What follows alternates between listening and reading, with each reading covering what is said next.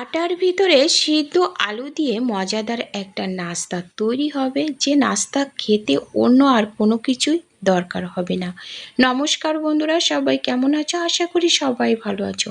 আমার পল্লী জননী কুক সেন্টারে নতুন একটা পর্ব দেখার জন্য সবাইকে জানাই স্বাগতম। নাস্তাগুলো তৈরি করার জন্য আমি এখানে দেখো 3 বাটি আটা নিয়ে নিচ্ছি। তোমাদের যতটুকু লাগবে তোমরাও সেইভাবে পরিমাণ মতো নিয়ে নেবে। আর এর সাথে দিয়ে দিলাম হাফ বাটি মতো বেসন, আর স্বাদ মতো লবণ দিয়ে দিলাম।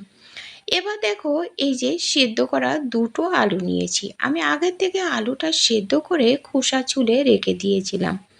এখন এই আলু, এই যে গ্রেটার দিয়ে একটু গ্রেট করে নেব, যাতে করে আলুর ভিতরে কোনো রকমের দলা যাতে না থাকে। তো বন্ধুরা, ভিডিওটা কেউ স্কিপ করো না, প্রথম থেকে শেষ পর্যন্ত দেখার অনুরোধ রইল। আশা করি সবার ভালো লাগবে। এবার দেখো, আলুগুলো কিন্তু গ্রেট করা হয়ে গেছে। এবার গ্যাসের পরে কড়াই বসিয়ে দিয়ে তার ভিতরে দিয়ে দিলাম দেখো তেল।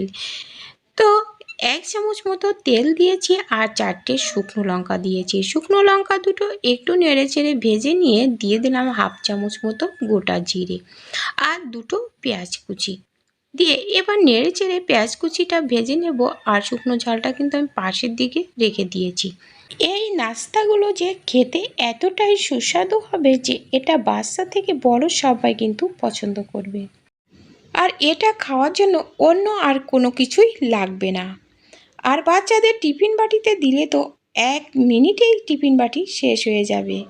তো এবার দেখো, আমি এর ভিতরে দিয়ে দিয়েছি হাফ চামচ জিরে গুঁড়ো, হাফ চামচ ধনিয়া গুঁড়ো, আর 1 চামচ মতো চিনি। আর এই যে পেঁয়াজ আর শুকনো লঙ্কা ভেজে নিয়েছিলাম সেটা এর ভিতরে দিয়ে দিলাম। দিয়ে এবার দেখো, এই শুকনো লঙ্কাগুলো এভাবে একটু গুঁড়ো করে নেব। গুঁড়ো করে আস্তে আস্তে মেখে নেব। তো মাখার প্রথমে কিন্তু জল লাগবে না, তো যতটুক মাখা যায় ততটুকু মেখে নিতে হবে। তারপরে কম কম করে জল দিয়ে একটা বেশ রুটি তৈরি করার মতো একটা ডো রেডি করে নেব। তো বন্ধুরা, তোমরা কে কোথা থেকে দেখছো প্লিজ কমেন্ট করে জানাতে কিন্তু ভুলো না যে আজকের ভিডিওটা তোমাদের কাছে কেমন লেগেছে।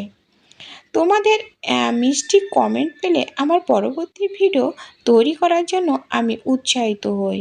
তো এবার দেখো, এই যে ডোটা কিন্তু রেডি হয়ে গেছে। এবার আমি লেচি কেটে আমি পরোটার মতো তৈরি করে নেব। তো এরকম করে সব লেচিগুলো আমি কেটে নেব। এবার দেখো, একটা লেচি নিয়ে অল্প একটু আটা দিয়ে আমি এটা বেলে নেব। তোমরা চাইলে কিন্তু এখানে ময়দা দিয়েও কিন্তু এটা তৈরি করতে পারো, কিন্তু আমি কিন্তু এখানে বেসন দিয়েছি। বেসন দিলে কিন্তু এটা একটু মুচমুচে হবে আর খেতেও কিন্তু ভালো লাগবে।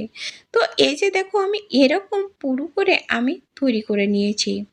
তো খুব বেশি কিন্তু পুরু করব না। তো একটা তৈরি হয়ে গেছে, তো আমি আরও একটা তৈরি করে নিচ্ছি। এইভাবে আমি সব পরোটাগুলো বেলে নেব। বন্ধুরা, এই পর্যন্ত ভিডিও দেখতে দেখতে যদি তোমাদের লাইক দিতে ভুলে যেয়ে থাকো তো একটা লাইক করে দিও, আর পারলে বন্ধুদের সাথে শেয়ার করো। আর নতুন বন্ধুরা আমার চ্যানেলটা সাবস্ক্রাইব করে পাশে থাকা বেল আইকনটিতে ক্লিক করে রেখো, তাহলে পরবর্তী ভিডিও আপলোড হলে নোটিফিকেশান পেয়ে যাবে। তো এই যে দেখো, কড়াইটা গরম করে তো একটা দিয়ে দিয়েছি। দিয়ে এরকম আর কি তেল না দিয়ে খালি কড়াইতে আগে কিন্তু এভাবে একটু এপিট ওপিট সেঁকে নিয়ে তারপরে এই যে দেখো, আমি অল্প একটু তেল ছড়িয়ে দিলাম উপর থেকে। উপর থেকে তেল ছড়িয়ে দিয়ে ফিরিয়ে দিয়ে তলের পিঠেও কিন্তু এইভাবে একইভাবে তেল দিয়ে দিলাম। তো বন্ধুরা, এই কম তেলের এই নাস্তাগুলো তোমাদের কাছে কেমন লেগেছে তো অবশ্যই কমেন্ট করে জানিয়ে। তো এই যে দেখো কত সুন্দর হলো। তো একটা তো আমার রেডি হয়ে গেছে, তো আমি আরও একটা কিন্তু দেবো। এই যে দেখো কত সুন্দর হয়েছে। তো আরও একটা আমি একই কায়দায় ভেজে নেব। তোমরা কি এইভাবে কখনো এই নাস্তাগুলো তৈরি করে খেয়েছো কি না? যদি না খেয়ে থাকো তো একবার হলো এইভাবে তৈরি করে খেয়ে দেখো।